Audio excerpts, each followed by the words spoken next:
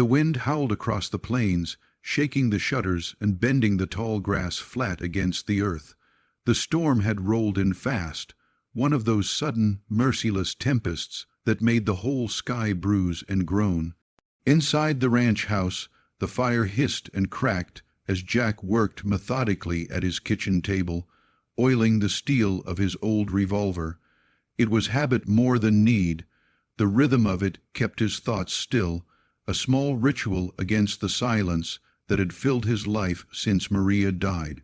He had planned for a quiet night, just him, the storm, and the horses tucked safe in the barn. But when the knock came, it wasn't polite or hesitant. It was desperate, sharp enough to make him flinch and look toward the door, half expecting the wind itself to have grown fists. For a moment he considered ignoring it. Out here, people didn't usually come by without reason, and no good reason ever came in the middle of a storm. But the knock came again, harder this time, and something in it, something raw, pulled him to his feet. When he opened the door, a blast of cold rain slapped him across the face.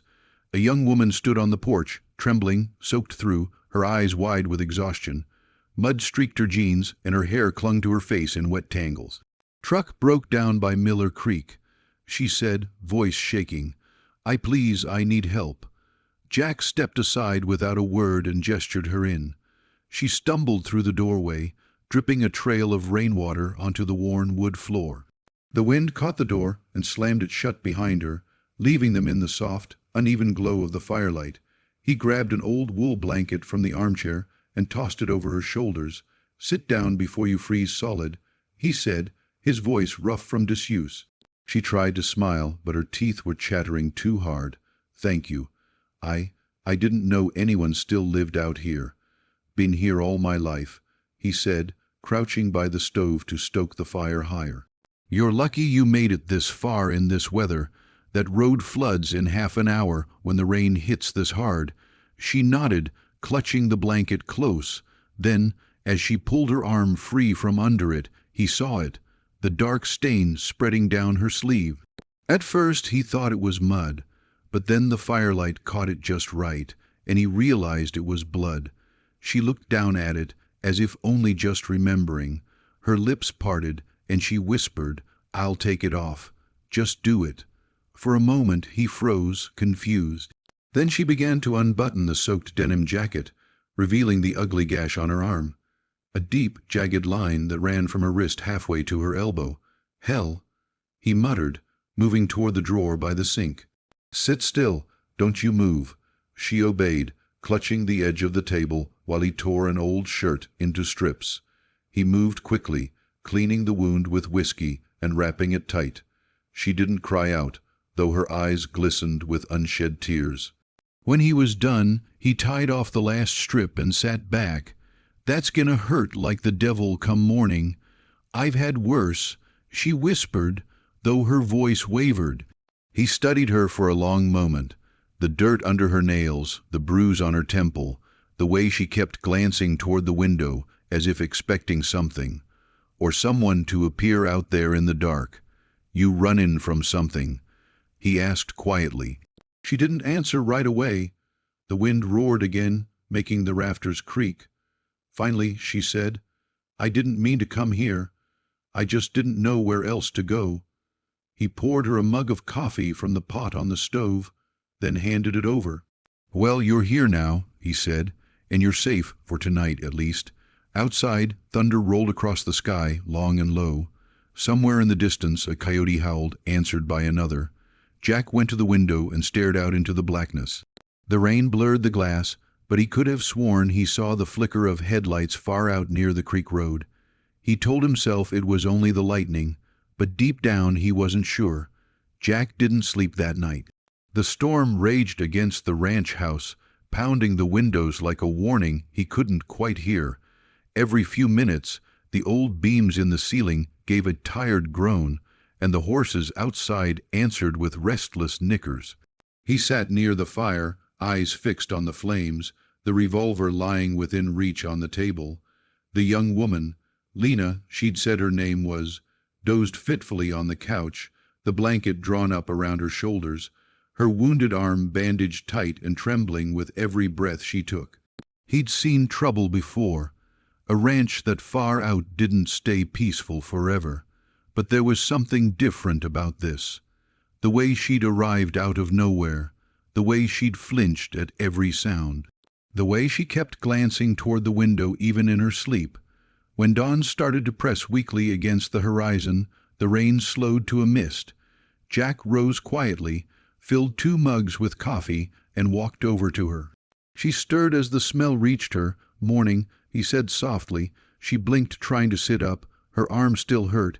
He could see it in the way she clenched her jaw. "How long was I out?" "Couple hours," he said. "Storm's moving east. You can rest another bit if you need to." She shook her head. "No, I can't stay long." Jack set her coffee down on the table. "Then maybe tell me what I'm dealing with before you run back out into it." For a moment, she didn't answer. The fire popped in the hearth, and she stared into it, as if searching for the right words. Then she said quietly, "I was on my way west. Took a back road to avoid town. A truck started following me about 20 miles back. No headlights, no plates. I thought maybe it was nothing, until it rammed my bumper." Her voice faltered, and she tightened her grip on the mug. "I lost control near the creek. That's when I cut my arm. I ran until I saw your lights." Jack leaned back, the lines in his face deepening. "You get a good look at him." She shook her head. "Too dark. I just know he didn't stop. He slowed down when I fell, like he was checking to see if I'd get back up." That was enough to make Jack's stomach twist. He'd seen the kind of men who'd do a thing like that. He'd seen them in bars, on back roads, in the shadows of their own regrets. "All right," he said finally, "then you stay here, at least till I make sure whoever's out there is gone." She looked up sharply. "You don't even know me." "Don't need to," he replied. "Somebody chased you down in my county. That makes it my problem." He stood, pulled on his coat, and reached for the rifle above the door. The weight of it felt steady, familiar. He'd used it for coyotes and once for worse. He checked the chamber, then glanced back at her. "You touch that bandage, it'll bleed again. Sit tight."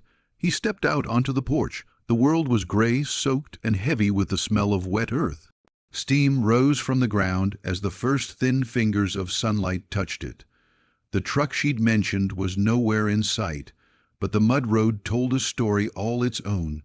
Deep tire ruts, heading in from the creek and stopping maybe 100 yards from the house. Jack followed the tracks a few steps, crouched, and pressed his fingers into one of the impressions. Still soft, maybe an hour old. He didn't like that, not one bit. When he came back inside, Lena was standing by the fire, pale but steadier. "You saw something," she said, reading his face. "Tracks," he said. "Close enough to make me think your friend wasn't just passing through." She swallowed. "Then he's still out there." Jack nodded slowly. "It looks that way." He poured himself another coffee, the bitter kind that burned on the way down. "You got anyone looking for you? Family? Friends?" She hesitated. "No one who'd find me soon." That answer didn't sit right either. But he didn't push. Some things came out when they were ready, or when the danger forced them to. The rain started again, softer this time, whispering against the tin roof. Jack moved to the window and stared out into the fading light. His reflection looked back, tired eyes, stubble, the face of a man who'd sworn off caring about anyone else's problems a long time ago. But then he looked over his shoulder. She was standing there, small and uncertain, clutching that blanket-like armor. And he knew he couldn't pretend to be that kind of man anymore. He went to the door, locked it, then drew the curtains. "You'll stay in the back room. There's a cot and a clean shirt if you need one." She nodded, her voice soft. "Why are you helping me?" He didn't answer right away.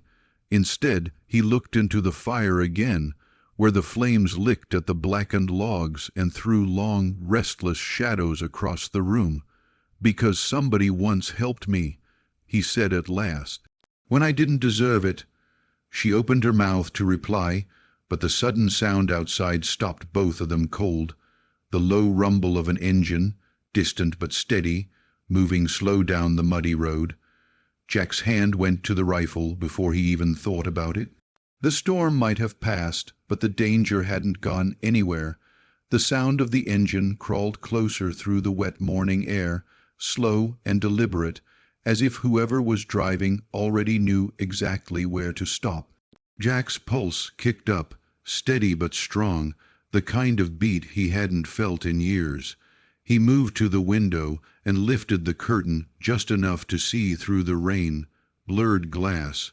A dark pickup rolled up the long dirt drive, its headlights off. The storm had left the world quiet enough that every crunch of its tires on the soaked earth sounded too loud. The truck came to a stop just shy of the front gate and sat there, idling. Jack turned toward Lena. She was standing in the corner of the room, barefoot, pale, eyes fixed on the same sound. "Is it him?" he asked. She didn't answer, only nodded once. He took a breath, the kind of deep, grounding one that reminded him of long nights on the trail, when fear and instinct had to sit side by side. "Go to the back room. Don't make a sound, and don't open that door unless it's me." She hesitated, wanting to argue, but the tone in his voice stopped her. She slipped away quietly, the floorboards creaking once, then silence. Jack lifted the rifle from the table and checked the chamber again. He wasn't planning on using it unless he had to, but out here, plans didn't always hold. The rain had started again, light, almost hesitant. It tapped on the windows, steady as a heartbeat. Then came the knock. 3 short raps, firm, measured, not the desperate pounding of the night before. Whoever it was, they weren't afraid. Jack opened the door only halfway, the rifle angled low but ready. A man stood there in a long brown raincoat, water dripping from the brim of his hat. His voice was calm, official. "Morning, sir. Sorry to trouble you. Sheriff Daniels, out of Dry Creek County. We're looking for a suspect in an accident up the road. Figured you might have seen something."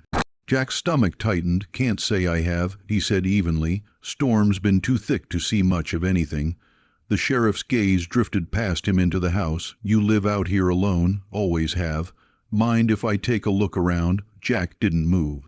"I do mind, actually. You got a warrant?" The sheriff smiled thinly. "Nothing like that, Mr. Carson." "Well, Mr. Carson," the man said, glancing at the muddy tracks by the porch, "we're just making sure a dangerous driver isn't out here bleeding to death in someone's barn." Jack held his stare. "Ain't no one here but me. You'll have better luck checking the road north of the creek." The sheriff's eyes narrowed just a fraction. A long second stretched between them, filled only by the whisper of rain and the slow ticking of the old clock on the mantel. Then the man nodded once, polite but cold. "If you see anything, you let us know," he said. He tipped his hat and turned back toward his truck. The engine growled to life, tires sloshing through the mud until the sound faded into the distance. Jack stood there a while longer, watching until the road was empty again. Only when the quiet felt real did he shut the door and lock it. Lena appeared from the hallway, her face pale and tight. "He wasn't a sheriff," she said softly. Jack's jaw worked. "No," he said, "he wasn't." She crossed the room, voice barely more than a whisper. "Why did you lie for me?" He set the rifle down and poured himself a glass of water from the tin pitcher, his hands steady even as his heart was not. "Because you didn't look like the one causing trouble. You looked like the one running from it." Her eyes glistened in the dim firelight. "You don't even know who I am. Don't need to," he said. "What matters is who's hunting you, not what name's on your driver's license." She laughed once, short and bitter. "You're going to get yourself killed for a stranger." He looked at her then, really looked. The bruise on her temple had turned darker. The cut on her arm was seeping through the bandage again. And beneath all that was fear, raw and bright. But there was something else too, resolve. Jack set the glass down. "You ever work a ranch?" She blinked, caught off guard. "No." "Then today's as good a day to learn as any. There's a spare coat by the door. You help me feed the horses and patch the fence, and I'll figure out what to do next. Keeps our minds busy." For a moment she didn't move, then she nodded slowly. The tension in her shoulders eased just a little. They stepped outside together. The storm had finally begun to fade. the air cool and heavy with the smell of wet earth and sage. The world looked different under that light, softer, cleaner, like something that could be rebuilt. As they worked side by side in silence, Jack kept glancing toward the road. Somewhere out there, a false sheriff in a dark truck was still driving slow, still watching, still waiting. But for now, inside the small circle of the ranch, there was warmth and breath, and the fragile start of trust. Jack hadn't expected to care again, but as he handed her a fresh roll of bandage and saw her try, really trite, a smile, he knew he already did.